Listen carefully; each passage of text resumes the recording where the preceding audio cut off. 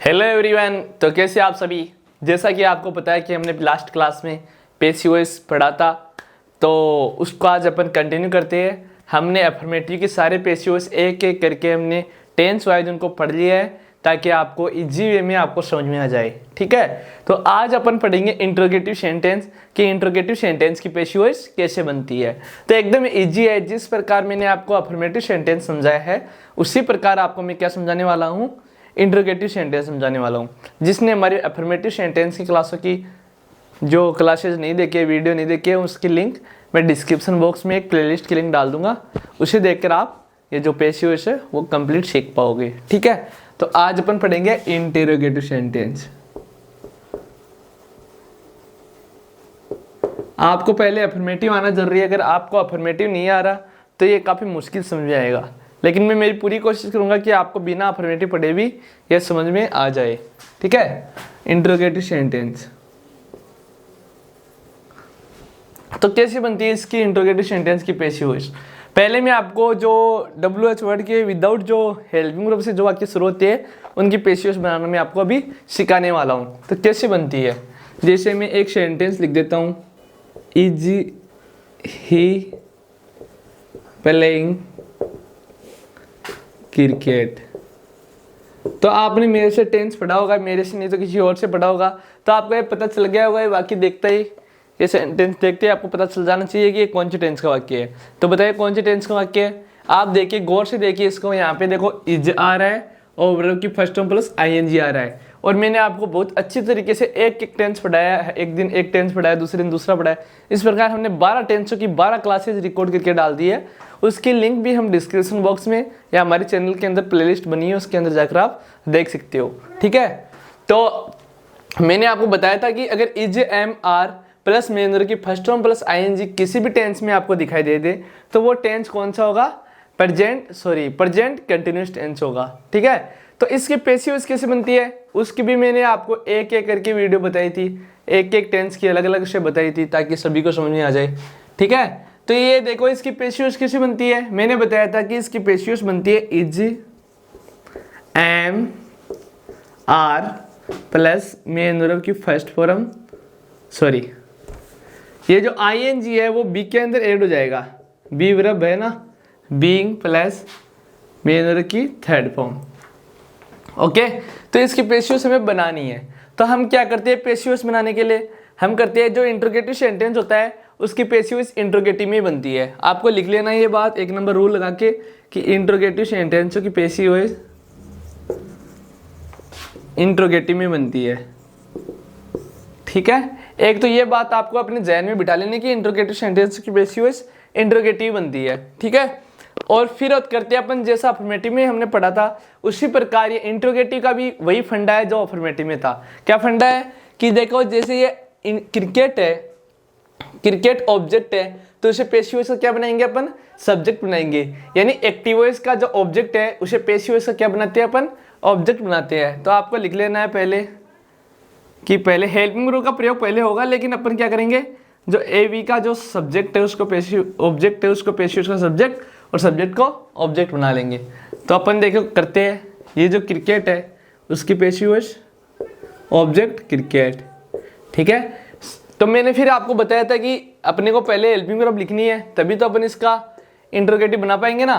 तो देखो इंट्रोगेटिव के लिए क्रिकेट के साथ इज आएगा, एम आएगा, आर, इज आएगा, तो यहाँ पे इज लिख लेना आपको।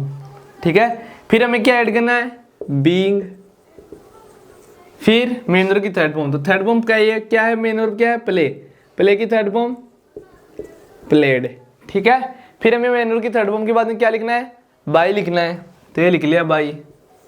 ठीक है, और बाई के बाद में ही का ऑब्जेक्ट क्या होता है, ही का ऑब्जेक्ट होता है हिम, तो हिम। और फिर क्वेश्चन मार्क क्योंकि इंट्रोगेटिव सेंटेंस की पेशियोस क्या बनती है, इंट्रोगेटिव बनती है। तो ये कर दिया मैंने एक सेंटेंस, तो ये बना दिया। 2-3 की एक्सरसाइज करवा देता हूँ ताकि आपको समझ में आ जाए। ठीक है, नेक्स्ट है जैसे हैज ही प्लेड, ये तो प्ले का ही हो जाएगा ना, हैज ही प्लग्ड फ्लावर्स ठीक है। तो अपने को क्या करना है, पहले इसको जो टेंस है उसको आइडेंटिफाई करना पड़ेगा। तो आपको ये देखते पता चल गया कि यहाँ पे हेज और ये मेन वर्ब की थर्ड फॉर्म है, और हेज प्लस मेन वर्ब की थर्ड फॉर्म कौन से टेंस की आती है, प्रेजेंट परफेक्ट टेंस में आती है। और इसकी पेशियोस किससे बनती है, हेज है प्लस मेन वर्ब की, सॉरी बीन प्लस वर्ब की थर्ड फॉर्म में बनती है। तो अपने को पहले एक्टिव वॉइस में आपको ये पहचानना होगा कि इस वाक्य का सब्जेक्ट क्या है, हेल्पिंग वर्ब क्या है, और मेन वर्ब क्या है, और ऑब्जेक्ट क्या है। तो हमने यहाँ पे आइडेंटिफाई कर लिया ऑलरेडी, ये सब्जेक्ट हो गया, ये मेन वर्ब है, और ये क्या है, ऑब्जेक्ट है। तो पहले आपको यहाँ पे ऑब्जेक्ट लिख लेना है, हेल्पिंग वर्ब की जगह छोड़ देनी है, ठीक है। फिर इसकी पेशियोस किससे बनेगी, इसकी पेशियोस आपको पता है हेज है, हेव नेक्स्ट टेंस से बनती है, plus been plus main verb की थर्ड फॉर्म।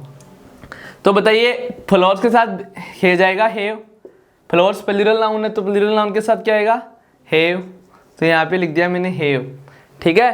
फिर क्या लिखना है हमें, बीन, और फिर प्लग की थर्ड फॉर्म, मेन वर्ब की थर्ड फॉर्म प्लग का, प्लग्ड।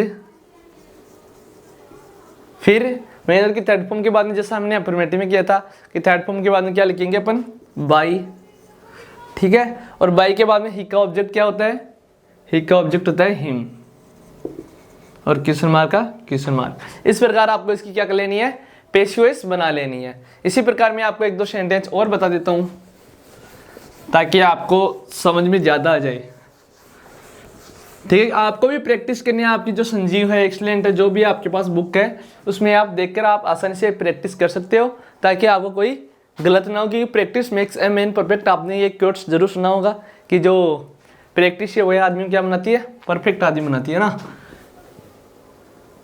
जैसे डिड वी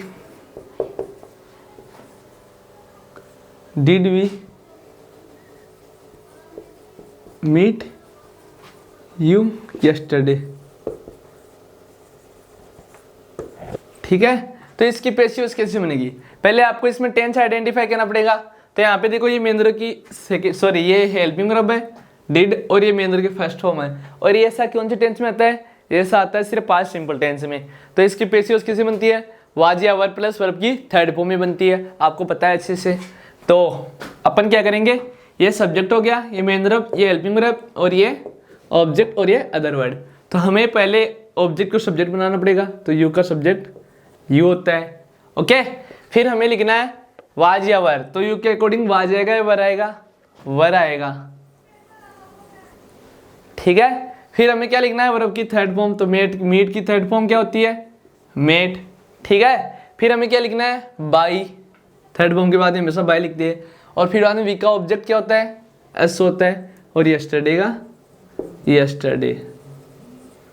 इस प्रकार आपको क्या बना लेनी है, इसकी पेशियोस बना लेनी है। एक दो सेंटेंस और देख लेते हैं, जैसे had Manoj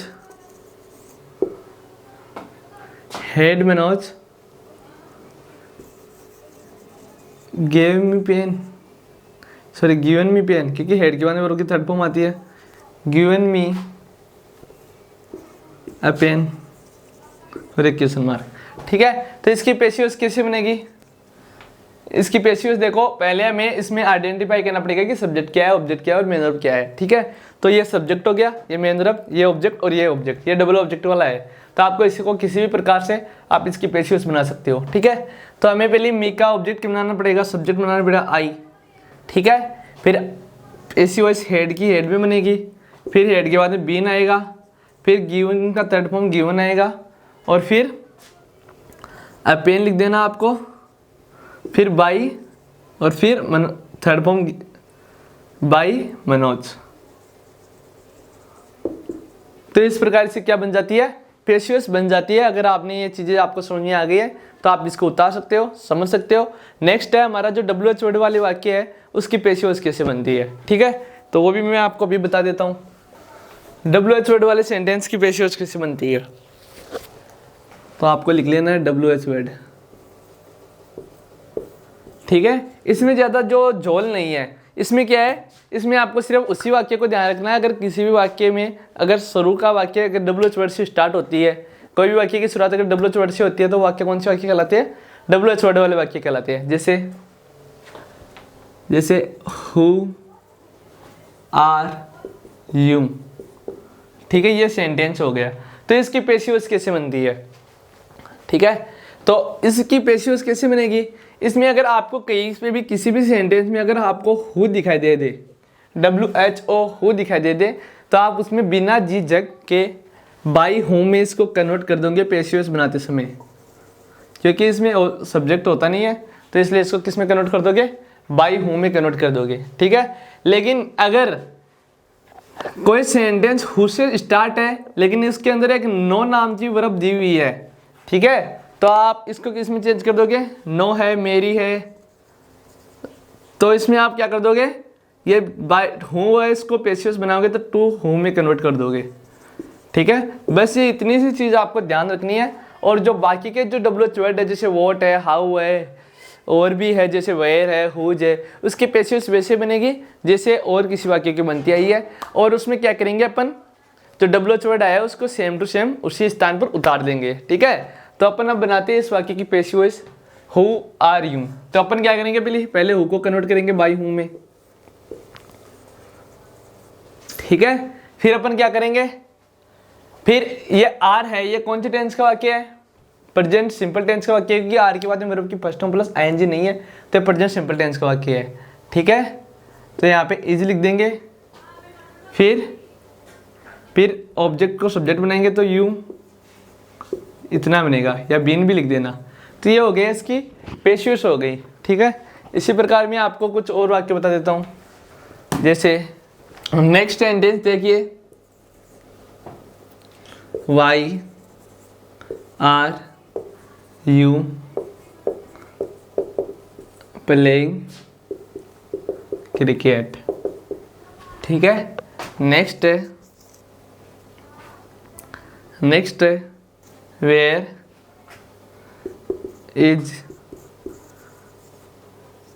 where has your work place, ठीक है।